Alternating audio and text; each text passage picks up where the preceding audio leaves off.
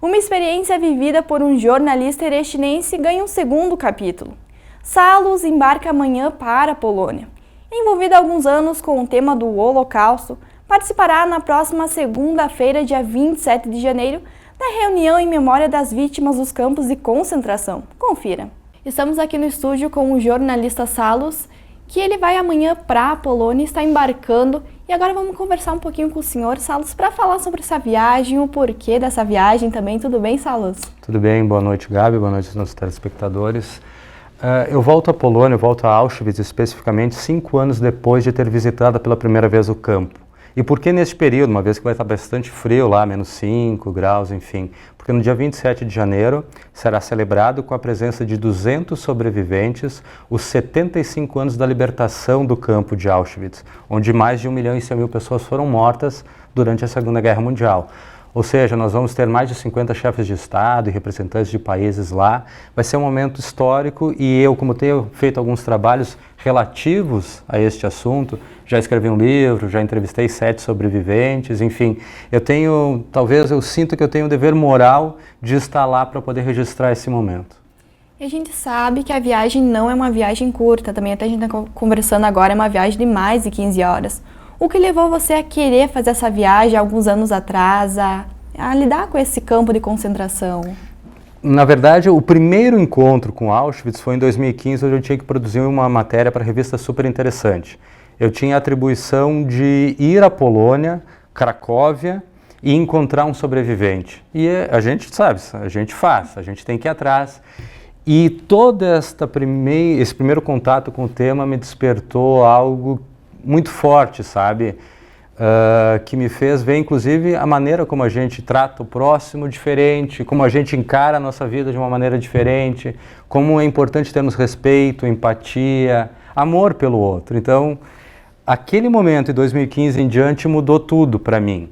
E profissionalmente também, e por isso eu volto lá agora, apesar de ter que encarar X horas de viagem, até porque Erechim é bastante longe de quase tudo, né? Então eu vou fazer o voo Passo Fundo, São Paulo, Cracóvia, com uma escala em Amsterdã, mas com certeza vai valer muito a pena. No caso não é um passeio, é um trabalho que você vai fazer lá com esses sobreviventes, vai ter essa conversa também. Tem alguma expectativa que você está esperando quando chegar lá encontrar? Eu gostaria de ouvi-los, porque ninguém consegue reproduzir o que um sobrevivente viveu. Isso é utopia. A força daquilo que eles viveram é muito maior do que eu vim aqui conversar contigo ou escrever qualquer tipo de matéria ou artigo. Ouvi-los e tentar, assim, de alguma forma, passar adiante o alerta de que nós temos que evitar que aquilo se repita é fundamental. Até porque foi monstruoso, mas foi feito por homens que podem fazer de novo. E, infelizmente, eu vejo, não só no Brasil como no mundo, crescentes ondas de discursos muito parecidos com o que fizeram o Hitler chegar lá em 1933 ao poder e depois, a partir da Segunda Guerra, 39 a 45, promoveu o que ele promoveu, no caso o genocídio, que foi o Holocausto, e a morte de 6 milhões de judeus. Eu acho que é difícil que aconteça, mas a gente tem que ficar alerta, porque os discursos extremistas, a gente vê na própria Europa. Os populistas, os nacionalistas estão ascendendo muito rapidamente nos postos de comando, através do voto, como foi o Hitler. O Hitler não chegou com um golpe ao poder em janeiro de 33, ele chegou eleito e depois fez o que fez. Então a gente tem que estar atento aos discursos extremistas e reacionários. E é esta a mensagem, então, que eu gostaria de, estando lá, depois transmitir de alguma forma. Essa mensagem que você fala até vem do jornalista, que tem esse olhar curioso também sobre o mundo. É o nosso trabalho, a gente tem que estar atento ao que está acontecendo de alguma forma, produzir conteúdo a partir disso, né? E é isso então que eu procuro fazer, com um olhar mais cuidadoso a este aspecto pontual. Óbvio que eu não escrevo só sobre o Holocausto, né? Eu tenho minhas outras atividades, inclusive profissionais, presto assessorias, tenho uma empresa de pesquisa, mas quando eu me reporto especificamente ao Holocausto e ao tempo que eu tenho dedicado ao assunto, é isso. É mais com uma função de alerta, porque a coisa está piorando e a gente não pode chegar ao ponto do que aconteceu lá atrás.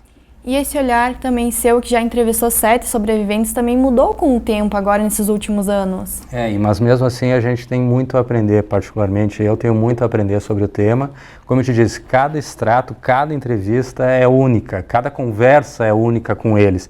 Até porque, infelizmente, e é o ciclo da vida, em pouco tempo não vai mais haver nenhum. Esse aniversário dos 75 anos da libertação, onde 200 sobreviventes ou mais estarão lá, talvez seja a última ocasião para reunir tanta gente. Então, cada momento com esse pessoal é tipo uma corrida contra um tempo, né? A gente está correndo contra o tempo para resgatar o máximo possível dos valores e das mensagens que eles têm a deixar. Essa viagem, para finalizar, você vai ficar quantos dias lá no campo de concentração em si, assim, falando com os sobreviventes também? Não, é rápido, até porque eu tenho outras pautas, eu vou produzir conteúdos para jornais, revistas, enfim. E em Auschwitz, naquele entorno, eu fico 5 dias em Cracóvia. Até porque o ato vai ser dia 27, o grande momento vai ser dia 27, esse do encontro com sobreviventes.